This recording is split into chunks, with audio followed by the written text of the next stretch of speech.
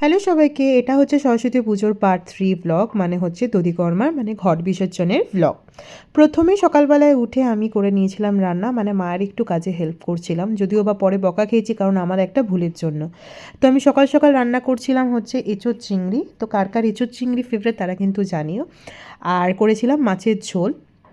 তো এঁচোড় চিংড়িটা কিন্তু খেতে খারাপ হয়নি, মাছের ঝোলে একটু গন্ডগোল হয়েছিল কিন্তু খাওয়ার মতন হয়েছিল।